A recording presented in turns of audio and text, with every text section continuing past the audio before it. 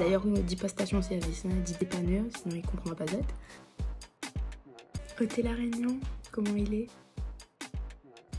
Enchantée, Sarah Saint-Lambert, 21 ans, originaire de la Saline Léo et actuellement en 3e et dernière année de licence en sciences du langage à l'université de Sherbrooke au Québec. J'ai obtenu mon bac S spécialité maths en 2018 au lycée de Trois-Bassins.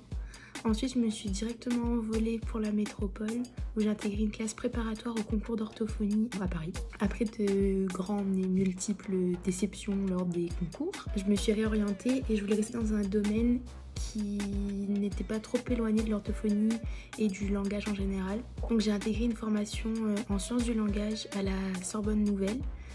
Donc je suis actuellement en 3e et dernière année de licence avec une mineure humanité numérique. Et dans le cadre de cette 3e année, j'avais la possibilité d'aller à l'étranger. Donc je suis en mobilité internationale à l'université de Sherbrooke car il y a un accord et un échange universitaire entre la Sorbonne Nouvelle et l'université de Sherbrooke au Québec. La formation que je recherchais n'existait pas à La Réunion. Je viens d'une très grande famille avec beaucoup de cousins et cousines et moi je suis la petite dernière. Et je les ai tous vus partir au fur et à mesure, déposer leurs bagages un peu partout dans le monde. Certains sont revenus à La Réunion, d'autres non. Et ça me semblait évident qu'à mon tour, je devais faire pareil et que c'était le moment aussi de partir et de voir ce qui se passait en dehors de La Réunion. C'était à la fois effrayant et excitant parce qu'on quitte le lycée et le cocon familial où on est très encadré, très chouchouté. On débarque, on a tout juste 18 ans dans la capitale, tout le temps en mouvement où il se passe plein de choses. On est obligé de grandir, d'évoluer et d'apprendre tout de suite. Et j'en ai appris beaucoup sur moi-même, sur le monde qui m'entoure. C'était très, très enrichissant. Et ça n'a pas été tous les jours facile, hein, faut pas croire. Déjà, Paris, c'est loin d'être la ville la plus ensoleillée, et la plus chaleureuse et la plus chaude de France. Donc, il y a beaucoup de pluie, beaucoup de ciel gris. J'étais pas trop dépaysée de Trois-Bassins. Mais à Trois-Bassins, il faisait quand même un petit peu plus chaud. La chaleur m'a très vite manqué.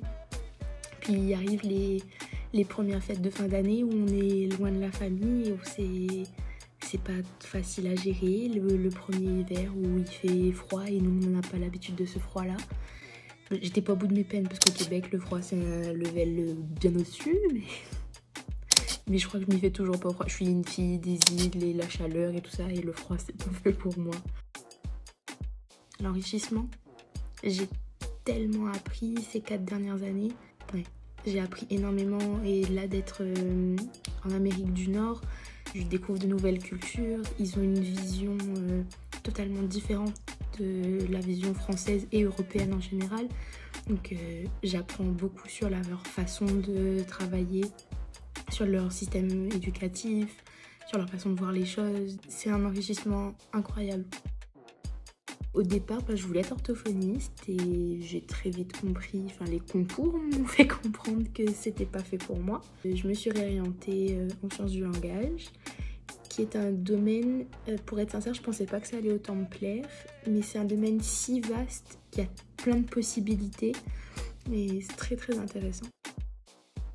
Je suis dans mon dernier semestre de licence, donc on est en ce moment en plein dans les candidatures et dans les dossiers pour les masters. Je n'ai pas une idée fixe et définie d'où je veux me diriger pour ces 2 prochaines années. Grâce aux sciences du langage, on a une possibilité très vaste de domaines où on peut aller vers la recherche, vers l'édition, la traduction, l'éducation. Et les humanités numériques, c'est un bagage en plus que j'ai.